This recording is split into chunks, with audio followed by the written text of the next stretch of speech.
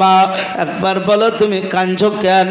মহিলাটা বলল, বাবা আমার চোখের পানি দেখে তোমাকে মায়া লেগেছে।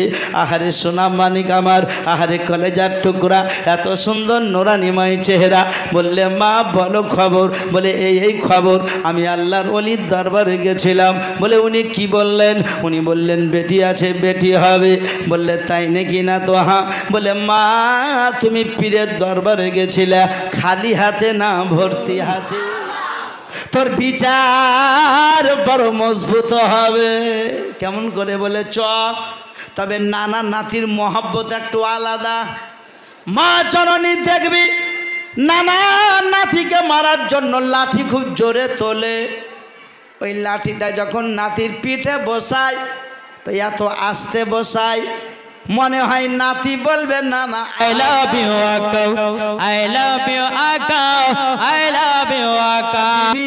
তোর গর্ভে থেকে বারবার বেটি হয়, সুতরাং 7 নম্বরে যদি বেটি হয় তো তোমাকে নিয়ে সংসার করব না। বিবি কাঁদতে লাগলো, স্বামী ঘুমিয়ে গেল। বিবি রাতের বেলায় কেঁদে কেঁদে বালিশ ভিজিয়ে দিল। বিবি সকাল বেলায় দাজলা নদীতে পানি আনতে গেল, আর পানি নিয়ে চলে এলো। আসার আগে একটু গাছতলায় বসলো, একটু কান্না করলো, আবার চলে এলো, আবার গেল। এই বলে দাজলা নদী থেকে পানি আনে। এই করতে করতে মহিলাটি বলছে আমার চোখের পানি দেখলো, কেউ কোনোদিন কিছু জিজ্ঞাসা করলো না। হঠাৎ করে একদিন একটা যুবক আমার দিকে দেখে দৌড়তে দৌড়তে চলে এলো, আর সালাম দিয়ে বলল, মা জননী বলো তোমার চোখে পানি কেন? আমি বললাম, বাবা আমার চোখের পানি সবাই দেখছে, অনেক পুরুষ মহিলা দেখছে, কেউ কোনোদিন কিছু জিজ্ঞাসা করলো না, তুমি আমাকে জিজ্ঞাসা করলা। তো একবার শোনো শোনো, আমার স্বামী বলেছে যে পরপর 6খানা তোমার গর্ভে থেকে বেটি পেয়েছি। তোমার গর্ভে বর্তমানে একটা বাচ্চা আছে। এই বাচ্চাটা যদি পুত্র সন্তান না হয় তো তোমাকে ছেড়ে দেব, তোমাকে নিয়ে আর সংসার করব না। তাই আমি চিন্তা করছি কার কাছে যাব, কোথায় যাব, কে বলে দিবে এই বাচ্চাটা পুত্র আছে না কন্যা আছে? বললে মা এর জন্য তুমি কান্না করছো জননী। ও মা আর কাঁদতে হবে না, কালকে সকাল বেলাতে গেলান শহরে যাবা। ওই জায়গাতে একজন আল্লাহর ওলি আছে যার নাম আবু সালে মুসা জঙ্গি দোস্ত রহমাতুল্লাহ আলাই। তিনাকে গিয়ে তোমার গুপ্ত কথাটা ব্যক্ত করবা, উনি অবশ্যই বলে দিবেন তোমার গর্ভের বাচ্চাটা বেটি না বেটা আছে, পুত্র না কন্যা আছে। উনি বলে দিবেন, যদি কন্যা থাকে উনাকে বলে দিবা জননী উনি হলেন আল্লাহর ওলি। উনাকে যদি বলে দেন তো উনার কথা আল্লাহ শুনবেন, উনি আপনার জন্য দোয়া করে দিবেন। তো কন্যাটি আল্লাহর রহমতে ওলির নেঘায় কেরামে ওলির ওসিলাতে এই কন্যাটি পুত্র হয়ে যাবে। যাও মা। মহিলাটা বলল, বাপ তুমি একটা রাস্তা দিয়েছো। এই বলে দেখলো পীরের দরবার যাব তো কি নিয়ে যাব, খালি হাতে তো যাওয়া যাবে না। আপনারা পীরের দরবার যান বা আসেন, আপনারা জানেন এই দরবারে শুনলাম যখন ইসালে সওয়াবের মজলিস হয় অনেকেই অনেক কিছু তোহফা নিয়ে আসেন। কথা বলেন ঠিক কিনা? কে গরু ছাগল খাসি মুরগা টাকা পয়সা সিন্নি তোহফা ইত্যাদি। এটা শুধু এইখান বলে নয়, যারা আল্লাহর ওলির মাজার শরীফে যায়, যারা ওলি প্রেমিক, কিছু না হলেও কিছু গোলাপ ফুল নিয়েও ওলির মাজার শরীফে চাপিয়ে দেয় তোহফা স্বরূপ, নজরানা স্বরূপ। তো মহিলাটা বলল ওলির দরবার যাব তো কি নিয়ে যাব? তো গরিব মানুষ বাড়ি গেল, বাড়িতে কলার গাছ ছিল, কয়েকটি কলা নিল পাকা, কিছু রুটি তৈরি করে নিল, আর ঘরে দুধ ছিল কিছু, দুধ নিয়ে দুধ কলা রুটি নিয়ে পীরের দরবারে চলে গেল।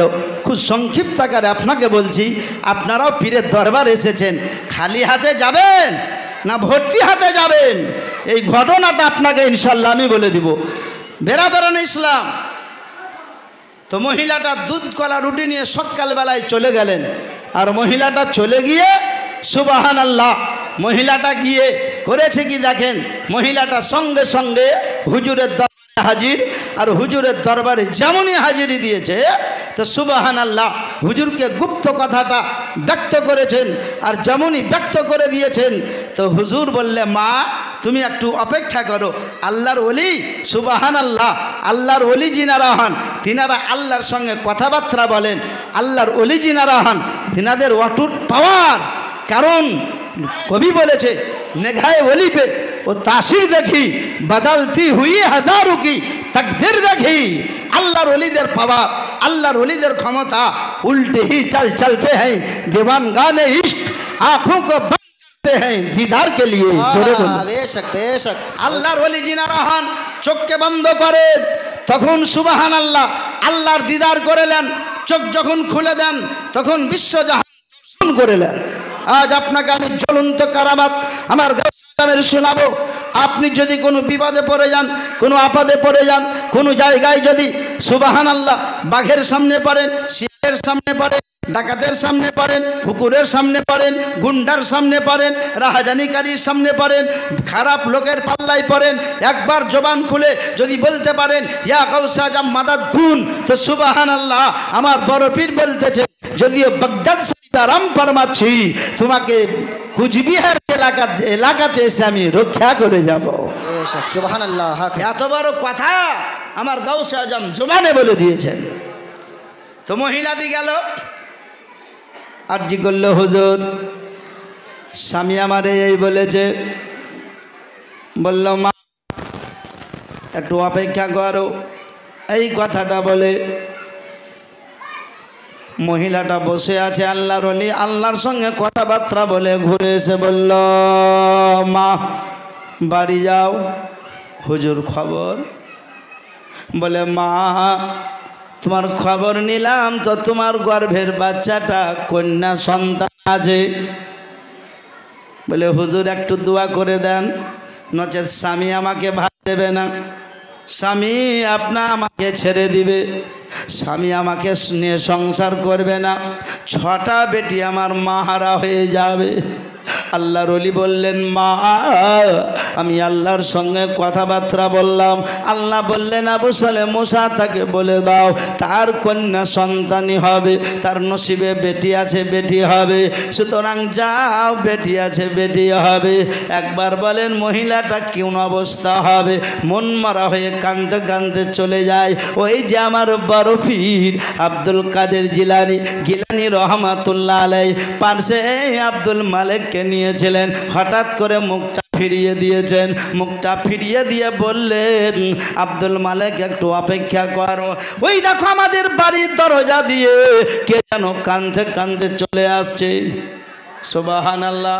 ওই মৌলানা খুদিয়েছেন গো বসে বেরাদার বললে আব্দুল মালিক একটু অপেক্ষা করো, একটু দেখি মহিলাটি কি বলতেছে। এই বলে চলে গেলেন, মহিলার সামনে দাঁড়িয়ে বললেন মা একবার বলো তুমি কাঁদছো কেন? মহিলাটা বলল বাবা আমার চোখের পানি দেখে তোমাকে মায়া লেগেছে। আহারে সোনা মানিক আমার, আহারে কলেজার টুকরা, এত সুন্দর নোরানিময় চেহারা। বললে মা বলো খবর। বলে এই খবর, আমি আল্লাহর ওলির দরবারে গেছিলাম। বলে উনি কি বললেন? উনি বললেন বেটি আছে বেটি হবে। বললে তাই নাকি? না তো হ্যাঁ। বলে মা তুমি পীরের দরবারে গেছিলে খালি হাতে না ভর্তি হাতে? বললে বাবা গরিব মানুষ কিছু নিয়ে যেতে পারিনি, তবে একটু জিনিস নিয়ে গেছিলাম। কি ঘরের ছিল কলা দুধ আর কয়েকটা রুটি তৈরি করে নিয়েছিলাম, দুধ কলা রুটি হুজুরকে দিয়েছি, তাছাড়া কিছু দিতে পারিনি। আমার বড় পীর বললেন মারে তোকে আবার যেতে হবে। মহিলা চিনে না যে এটা বড় পীর। মহিলাকে গাউসে আজম বললেন মা তোমাকে আবার যেতে হবে। বললে কেন? আবার গিয়ে বলো যে হুজুর হুজুর আপনি একটু দোয়া করে দেন, কমসে কম গর্ভের বাচ্চাটা যাতে পুত্র হয়, যদি সেটা না হয় তো আমার স্বামী আমাকে রেখে রাখবে না, আমার স্বামীর কাছ থেকে আমি জুদা হয়ে যাব। বললে বারবার বললাম আর বলা যাবে না। বলে উনাকে আবার বলো, আর উনি যদি বলে হবে না তো একটা কথা বলতে হবে মা তোমাকে। বলে হুজুর যদি কাজ না হয়, সেটা যদি করতে না পারেন তো আমি যে দুধ কলা রুটি দিয়েছিলাম সেটা ফেরত দিয়ে দেন। জোরে বলুন। কত বড় কথা, পারবে কেউ বলতে? এত বড় কথা যিনি বলেছেন তিনারই আওলাদ এখানে আরাম করছেন। জোরে বলবেন না? ওই দরবারে আপনারা হাজিরি দিয়েছেন। ও মুসলমানের আগো, আমি আপনাদেরকে জানাতে চাই, আমার গাউসে আজম বললেন মা তোকে যেতে হবে, যা। বলে হুজুর যদি বেটিটাকে বেটা করতে না পারেন তো আপনাকে দুধ কলা রুটিটা ফেরত দিতে হবে। বলে বাপ কি বলা যায়? কাহুরির বাড়ি মেহমানদারি করতে গেছেন, খাওয়া দাওয়ার শেষে বলবেন যে যা আইনাছিলাম 2 কিলো জিলাপি ফেরত দাও, বলবেন? আমার গাউসে আজম বললেন মা গো, এটা যদি তুমি বলতে পারো তো তোমার নসিব চমকে যাবে। যা যা বলগা যা। যদি বলিস তো তোর কাজ হবে, যদি না বলিস তো স্বামীর কাছ থেকে জুদা হয়ে যাবি। মহিলাটা দেখলো যা হবে হোক, বাচ্চা ছেলের কথা শুনে আর একবার যাই। তবে শোন মা, ওনার কাছে যাবি তো উনি যদি জিজ্ঞাসা করে এত বড় কথা কে বলেছে, তো আমার কথা বলিস না। গাউসে আজম বলে আমার কথা বলিস না, যা। মহিলাটা চলে গেল, আর মহিলাটা গিয়ে সালাম পেশ করলো। বলে মা তোমাকে যে বাড়ি যেতে বললাম। বলে হুজুর বাড়ি যাচ্ছিলাম, আবার ঘুরে এলাম একটা কথা নিয়ে। বলে কি? বলে যদি হুজুর গর্ভেরটাকে বেটিকে বেটা করতে না পারেন তো যে দুধ কলা রুটিটা দিয়েছিলাম সেটা ফেরত দিয়ে দেন। আল্লাহর ওলি জালালিতে উঠে গেল। আল্লাহর ওলি জালালিতে উঠে বললেন এত বড় কথা তোকে কে বলে পাঠিয়েছে? মহিলাটা কাঁপতে লেগেছে। কাঁপতে কাঁপতে মহিলা দেখছে বাচ্চা তো নিষেধ করেছে, আবার আল্লাহর ওলির দরবারে তো লুকা যাবে না। मुफ्तियाने दिन सारे मातिन बोलें जब तुम किसी आलिम के पास बैठो तो जोबा संभाल के, जब तुम किसी आलिम के पास बैठो तो जोबा संभाल के। और उसी आदमी को कहा जाता है जब तुम किसी औलिया के पास बैठो तो दिल संभाल के। आलेमेर सामने बसते गेले जोबाने लागाम दिए बसते हबे, और कामिल वलिर सामने बसते गेले दिल के परिष्कार करे बसते हबे। सुबहानाल्लाह। हुजूर आमी चले जाच्छिलाम, একটা বাচ্চা ছেলে আমাকে ঘুরে পাঠালো আর বলল যা উনাকে বল যে কাজ যদি না হয় তো দুধ কলা রুটিটা ফেরত দিয়ে দিবে। আবু সালেম মোসা জঙ্গি বললেন ছেলেটাকে ডেকে নিয়ে আয়। মহিলাটা কাঁদতে কাঁদতে বাচ্চার কাছে বালক দেখে বলছে মা তুই থামতে পারিস নি, আমার কথা বলে দিয়েছি। জোরে বলুন। এত বড় গায়েবের কথা, এত বড় লুকায়িত কথা যদি আমার বড় পীর বলতে পারেন তো আমার বড় নবী কত খবর দিতে পারে। ও মুসলমানের আগো, শুধু বড় পীরের কারামত শুনছে, যখন বড় পীরের বড় মজেজা শুনবেন তো আপনি চমকে যাবেন, তরপে যাবেন। আমার গাউসে পাক রহমাতুল্লাহ আলাইহি বললেন চল, যখন আমাকে ডেকেছে এক প্যাক পা করে আর যেমনই পৌঁছে গেছে আল্লাহর ওলি আবু সালেম মোসা জঙ্গি বললেন মা তো কোন বাচ্চাকে ডেকে এনেছি? এ তো আমারই বাচ্চা। বললে হুজুর আপনার বাচ্চা বলে কি বিচার হবে না নাকি? এই বাচ্চা তো আমাকে বলে পাঠিয়েছে। আব্দুল কাদের তুমি বলেছ? আব্বু তুমি বলেছ বেটা? বলে আব্বা আজকে আমাদের দরবার থেকে যদি কোনো মহিলা বা কোনো পুরুষ কাঁদতে কাঁদতে বাড়ি যায়, ইতিহাসের পাতায় স্বর্ণ অক্ষরে লিপিবদ্ধ রইবে যে বড় পীরের বাড়ি থেকে একজন মহিলা কাঁদতে কাঁদতে এসেছে। এটা শিক্ষা বলি লিখে দিয়েছে, আল্লাহর ওলির দরবারে যদি খালি হাতে যাও তো ভর্তি হাতে আসবে। আর মহিলাটা ভর্তি হাতে এসেছে, খালি হাতে কেন কাঁদতে কাঁদতে যাবে? ওগো আমার আব্বাজান, আপনার সঙ্গে আমি তর্ক বিতর্ক করব না, আপনার পদধূলি আমার মস্তকে জননী। আব্বা গো, আব্বা ওগো আমার আব্বা, মহিলার গর্ভের বাচ্চাটা কন্যা আছে তো পুত্র করে দেন আল্লাহকে বলে। আবু সালেহ মুসা জঙ্গি বললেন, বেটা আব্দুল কাদের, আল্লাহর সঙ্গে কয়েকবার কথাবার্তা হইল, আল্লাহ পাক বললেন ওইটা বেটি হবে, বেটি হবে, বেটি হবে। আমার গাউসে আজম বললেন, আব্বা আপনার সঙ্গে তর্ক করব না আব্বা যান, পারলে গর্ভের বাচ্চাটাকে পুত্র বানিয়ে দেন, নচেত আব্দুল কাদের গর্ভের বাচ্চাটাকে পুত্র বানিয়ে দিবে। আর বাড়িতে 6খানা কন্যা আছে, তাদেরকে পুত্র বানিয়ে দিবে। সুবহানাল্লাহ, সুবহানাল্লাহ। এর নাম হলো আব্দুল কাদের। বললেন মা বাড়ি যা, যা তো বাড়ি চলে যা, বাড়িতে যে 6খানা বেটি আছে, বাড়ি গিয়ে দেখবি বেটা হয়ে গেছে, সুবহানাল্লাহ। কন্যাটা পুত্র হয়ে গেছে। আর গর্ভের বাচ্চা যেদিন জন্ম হবে সেদিন পুত্র আকারে হবে। শুধু পুত্র নয়, বরঞ্চ আলিমের দিন হবে, হাফিজে কোরআন হবে। যা বাড়ি যা। এর নাম হলো আব্দুল কাদের। এবারে বলেন বাপ বেটাতে ঝামেলা হবে না? হ্যাঁ? আবু সালেহ মুসা জঙ্গি বললেন, আল্লাহ তুমি আমার দ্বারাই দিলে না বা আমার ছেলের দ্বারাই দিলে? তো আল্লাহ পাক বলছেন, বন্ধু গো, বন্ধুর প্রেমের কি আনন্দ সবাই জানে না, প্রাণ বিনে প্রাণ বন্ধু গো দেখা পাইবা না। ও গো আবু সালেহ মুসা জঙ্গি, আমি আব্দুল কাদেরের দ্বারাই দেব, এই জন্য তোমার দ্বারাই দেইনি। জোরে বলো সুবহানাল্লাহ। আল্লাহ বলছেন, আমি জানি, ইন্নী আলামু মা লা তালামুন, আমি যা জানি তা তোমরা কেউ জানো না। আমি কার দ্বারাই দেব, কার দ্বারাই দেব না, এটা আমি জানি। আমি বাপের দ্বারাই দেব না, ছেলের দ্বারাই দেব। ওগো মুসলমানেরা, আমি আপনাদেরকে জানাতে চাই, আজও যদি আপনারা আল্লাহর ওলির দরবারে ওই মোহাব্বত নিয়ে এসেছে, তো খালি হাতে যাবেন না, বরঞ্চ ভর্তি হাতে বাড়ি যাবে।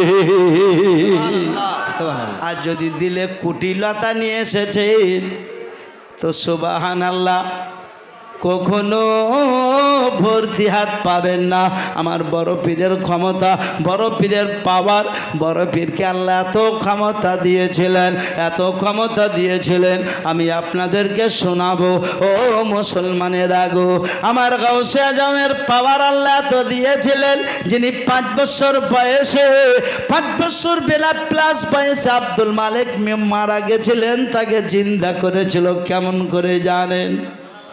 তার বন্ধু খেলাধুলা করে বাড়ি এলেন, তো আব্দুল মালিক ইন্তেকাল হলো। আমার গাউসে আজমের কাছে খবর গেল, আব্দুল কাদের তোমার বন্ধু মারা গেছে। তো আমার গাউসে পাকের জবান থেকে কথা বের হলো কি জানেন? যে আব্দুল মালিক মারা যায়নি, বরঞ্চ আল্লাহর জান্নাত কেমন তাই দেখতে গেছে। কত বড় কথা বেরাদার! আমার গাউসে আজম বড় পীর, 6 বছর বয়স, এলাকাতে একটা আওয়াজ উঠলো যে এই বাচ্চা ছেলে থেকে সাবধান, এই মুর্দাকে জিন্দা করে দেয়, জিন্দাকে মুর্দা করে দেয়, জবানে যেটা বলে সেটা করে দেয়।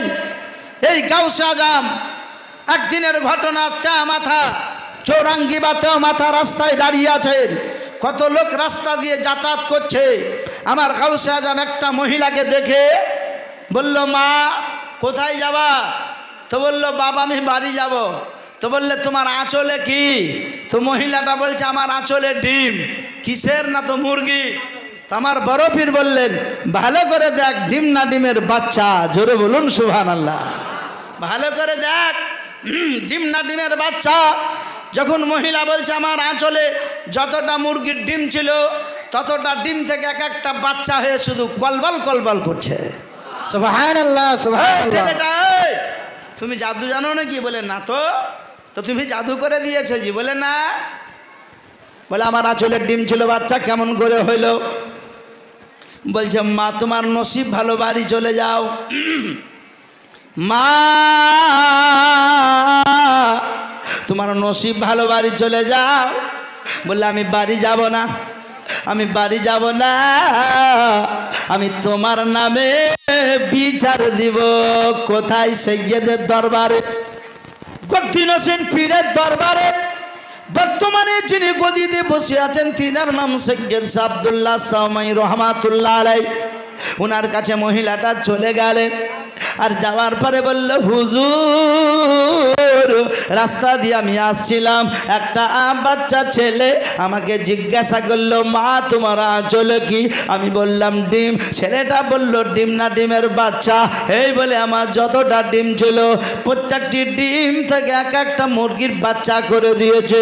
আমার গাউসে আজমের নানা হযরত আব্দুল্লাহ সামাই রহমাতুল্লাহ আলাই বললেন মা তোমার নসিব ভালো, ডিমের উপরে মুরগি ঘুষতে দেওয়া হয়নি, বসাতে দিতে হয়নি। দীর্ঘদিন ধরে ডিমের উপরে মুরগি বসে থাকে, ওই ডিমটার বেশ কিছুদিন পরে বাচ্চা হয়, কিন্তু তোমার সঙ্গে সঙ্গে হয়ে গেছে। তোমার নসিব ভালো, বাড়ি যাও। বলে হুজুর গো আমি লাভলাস খাবো না, আজকে ডিম থেকে বাচ্চা হইলো, আপনি বাড়ি যেতে বলছেন, কালকে ওই রাস্তা দিয়ে মিষ্টি নিয়ে আসবো। ছেলেটা বলবে তোমার আঁচলে কি? আমি বলবো মিষ্টি। ছেলেটা যদি বলে মিষ্টি না আমরা রাঠি, তো আমরা রাঠি হয়ে যাবে। ওই রাস্তা দিয়ে কালকে চলে আসবো, তেল নিয়ে আসবো। ছেলেটা বলবে তোমার হাতে কি? আমি বলবো তেল। ছেলেটা বলবে তেল না পানি, পানি হয়ে যাবে জি। হুজুর ছেলেটার একটু বিচার করে দেন। বললে যা যা, যদি বিচার নিতে হয় তো এখনই ছেলেটাকে ডেকে নিয়ে আয়। যা। তো মহিলাটা চলে এলো, এসে বলছে এই বাচ্চা শোনো, আমার গাউসে আজম বললে মা আমার নানাকে বিচার দিয়েছি নাকি? জোরে বলুন। কাকে? নানাকে। মহিলাটা চোখ দাঁড়িয়ে জ্বলছে। কে? তোমার নানা মানে? বলে আমার মা উম্মুল খায়ের ফাতেমার আব্বা হুজুর, যেই দরবারে বিচার দিয়েছ তার নাম সৈয়দ আব্দুল্লাহ সামাই রহমাতুল্লাহ আলাই, বর্তমান গদ্দি নসীন। মহিলাটা বলছে যা। সত্যিকার নানা? বললে নানা বা করকম হয়, আমার মায়ের বাপ। কেমন নানা বুঝেলে? তো বলছে যা, তাহলে তো বিচার ফসকে যাবে। গাউসে আজম বললে মা দুঃখ করিস না, তোর বিচার পাকা হবে। জোরে বলুন। তোর বিচার বড় মজবুত হবে। কেমন করে? বলে চ। তবে নানা নাতির মহব্বত একটু আলাদা। মা জননী দেখবি নানা নাতিকে মারার জন্য লাঠি খুব জোরে তোলে। ওই লাঠিটা যখন নাতির পিঠে বসায় তো এত আস্তে বসায়, মনে হয় নাতি বলবে না না আরো করো। এর মানে হইল লাঠিটা এমন আস্তে করে পিঠে স্পর্শ করেছে যেমন সুরসুরি দেয়। দেখবেন নানা বা দাদু পোতাকে খুব লাঠি দিল, লাঠি তুললো, কিন্তু ওই লাঠি যদি মেরে দেয় তো বাঁচবেও, কিন্তু ছোট্ট করে দিল। খবর যদি নিতে হয়, নানা নাতির মহাব্বত যদি জানতে হয়, তো আমার নবীকে বলতে হবে নবী গো তুমি ইমামে হাসান ইমামে হুসাইনকে কত ভালোবেসেছিলে, তাহলে রেজাল্ট পাবা। বলে কীরকম? বলে একদিনের ঘটনা। আমার হাসান ও হুসাইন বললেন, না না, তুমি আমাদেরকে পিষ্টে করে আমাদের জন্য সবারই হয়েছিল। ওগো না না, এই আজকে ঈদের দিন নামাজ পড়তে যাব, হেঁটে যাব না, তোমার কাঁধে চেপে যাব। তখন ইমামে হুসাইন যখন বললেন, না না, আমরা ঈদগাহ ময়দানে কাঁধে চেপে যাব, তখন আমার রহমাতুল্লিল আলামিন বললেন, ওগো হুসাইন, যে নানা হাঁটু পেরে দেয়, হাত পেরে দেয়, নাতিকে পৃষ্ঠের মতো বসিয়ে নিয়ে নাতির সওয়ারি হয়ে যায়। সেই নানা দুই নাতিকে ঘাড়ে নিয়ে ঈদগাহ যাবে, এতে কোনো অসুবিধা হবে না। বরঞ্চ নানা নাতিকে ঘাড়ে নিয়ে ঈদগাহ যাবে তো নানা নাতির মহব্বত আরো বেড়ে যাবে। চলো, এই বলে হাসান ও ইমামে হুসাইন রাদিয়াল্লাহু তাআলা আনহুমা দুইজনে দুই ঘাড়ে চেপেছিলেন। তো কবি লিখেছিলেন কি জানেন? একদিন দুই কাঁধেতে চেপেছিলেন ইমাম হাসান ও হুসাইন, একদিন দুই কাঁধেতে চেপেছিলেন ইমাম হাসান ও হুসাইন। সেই দিন ধীরে ধীরে যেতেন নবী ঈদগাহ ময়দান। আরে পিতা আমার মৌলা আলী, মাতা ফাতেমা জননী, আবার নানা আমার কমলিওয়ালা, সে তো মা কি মাদানী। সুবহানাল্লাহ, সুবহানাল্লাহ। পিতা আমার মৌলা আলী, মাতা ফাতেমা জননী, আবার নানা আমার কমলিওয়ালা, সে তো মা কি মাদানী। চলো চলো চলো নানা, চলো চলো চলো নানা, দেরি করব না। চলো চলো চলো নানা, দেরি করব না। আরে দুই বাইতে যাব না না ঈদগাহ ময়দান। চলো চলো চলো না, দেরি তো করব না। আবার দেরি হয়ে গেলে না না নামাজ তো পাবো না। সুবহানাল্লাহ, সুবহানাল্লাহ। একটু জোরে বলে। আপনাদের হাফিজ জাহাঙ্গীর সাহেব যোগ্যতম হাফিজ বসে আছেন, ওনার হয়তো এখনো হয়নি। যদি নাতি বা পোতা ঘরে থাকে আর ঈদগাহাতে নামাজ উনি পড়াবেন তো সুবহানাল্লাহ। নাতি বলবেন, নানা জলদি ঈদগাহ চলো, নামাজের ওয়াক্ত হয়ে গেছে। তো হাফিজ জাহাঙ্গীর সাহেব বলবেন, চুপ কর, নামাজ তো আমি পড়াবো। বলবেন না? আমার নবী কি বলছেন? যখন হাসান হুসাইন বলছেন, চলো চলো চলো না না, দেরি তো করবো না। আবার দেরি হয়ে গেলে না না নামাজ তো পাবো না। নামাজ না পেলে না না হব যে হয়রান। নামাজ না পেলে না না হব যে হয়রান। আমাদের হয়রানে নানা সারা দুনিয়া হয়রান। একদিন দুই কাঁধেতে চেপেছিলেন ইমাম হাসান ও হুসাইন। সেই দিন ধীরে ধীরে যেতেন নবী ঈদগাহ ময়দান। এবার আশিকের নবী বলছে, ওগো হাসান হুসাইন, দুই ভাই দুই দিক করে 4 লাইন বললা। এবার আমার নবী কি বলছেন 2 লাইনে শোনো তো। বলছে, বলো।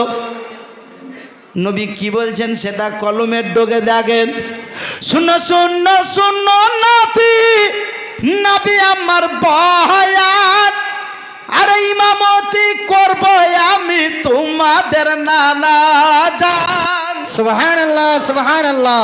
শুনো শুনো শুনো নাতি, নবী আমার বয়ান, আরে ইমামতি করব আমি তোমাদের নানা জান। নামাজের টাইম দেব আমি ফাতেমার জান চল চল চল নাতি ঈদগাহ ময়দান একদিন দুই কাঁধেতে চেপেছিলেন ইমাম হাসান হোসেন সেদিন ধীরে ধীরে যেতেন নবী ঈদগাহ ময়দান বাপজিরা ভাইরা আমার মা বোনেরা গো কথাটা মনে রেখে দেন আমার গাউসে আজম মহিলাকে নিয়ে চলে এলেন সৈয়দ আব্দুল্লাহ সামাই রহমাতুল্লাহ আলাইহি বললেন মা তোমাকে এই বাচ্চাটা বলেছে বললে হ্যাঁ বলে আব্দুল কাদের তুমি আবার কারামত দেখাতে লেগেছো বাচ্চা বয়সে বলে না না গো আমি কিছুই করিনি আমি শুধু জিজ্ঞাসা করেছি মা তোমার আঁচলে কি উনি বলেছেন আমার আঁচলের ডিম আর আমি বলেছি ডিম না ডিমের বাচ্চা এতটুকু বলা আমার সাচ্চা আর বাচ্চা বাহাল করেছেন মহান আল্লাহ সুবহানাল্লাহ সুবহানাল্লাহ কত বড় কথা যদিও ছেলে বাচ্চা কিন্তু কথাটা কত সাচ্চা না না আমি কেন বাচ্চা বাহাল করব আমি বলেছি তোমার আঁচলে কি ডিম না ডিমের বাচ্চা এতটুকু বলা আমার সাচ্চা বাচ্চা বাহাল করেছেন আল্লাহ কিন্তু মহিলা জানে না নানা নানা জানে নানা বললেন নাতি গো তোমার জবান থেকে যেটা বের হবে আল্লাহ পাক সেটা কাজে পরিণত করে দিবে সুবহানাল্লাহ ওগো গাউসে আজম তোমার জবান থেকে যেটা বের হবে সেটা কারামত বলে ইতিহাসের পাতায় লিপিবদ্ধ হবে আর নবীর জবান থেকে যেটা বের হবে সেটা হাদিসে মুবারাকা বলে গণ্য হবে সুবহানাল্লাহ সুবহানাল্লাহ জননী নবীর বলাতে হাদিস হয় আর বড় পীরের বলাতে কারামত হয় আমার গাউসে আজম বললেন তো নানা একটা আশা মোবারক কানা নিয়ে গদি থেকে নেবে নাতিকে বলছে বাচ্চা বাচ্চা অবস্থায় বড় বড় কারামত দেখেছো থামো নানা একটু নাতিকে বকবেন সমঝাতা দিবেন নাতি দৌড়তে লেগেছে আর নাতি দৌড়তে দৌড়তে এমনই একটা জায়গায় পৌঁছেছে যে জায়গাটা হলো কবরস্থান কবরস্থানে পৌঁছে গেছে ওনার নানা বলছেন নাতি যাচ্ছ তো বলছেন নানা মারবে তো একটু এগিয়ে আসো কথাটা মার্ক মারিয়েন আমার গাউসে আজমের নানা বলছেন নাতি কোথায় যাও বলে মারবে তো আসো এই কথা যখন বলে দিয়েছে গো আমার বড় পীর আব্দুল কাদের জিলানী গিলানী রহমাতুল্লাহ আলাইহি জবান থেকে বলেছেন ওরে কবরের মুর্দা যারা কবরে বিরাজ করছো তোমরা নিজ নিজ কাফন পরে বাড়ির দিকে রওনা দিয়ে দাও সুবহানাল্লাহ যারা সুবহানাল্লাহ কবরে শুয়ে আছো তারা কাফন পরে বাড়ি চলে যাও আল্লাহ বললেন আল্লাহর হুকুম ছিল কবরের মুর্দারা কাফন পরে বাড়ির দিকে রওনা দিল আর নানা বলল আব্দুল কাদের তুমি কি করছো গো তো বলল নানা মারবে তো আসো বলে তোমাকে আর মারবো না মহিলাটা দূর থেকে বলছে হুজুর বিচার হয়ে গেছে ডিম থেকে বাচ্চা বাহাল করেছে বলে কিছু বলবেন ওই দেখেন হাজার হাজার মুর্দাকে জিন্দা করে দিয়েছে নানা বলল নাতি আমি তোমাকে মারবো না গো তুমি মুর্দাদেরকে কবরে পাঠিয়ে দাও আমার বড় পীর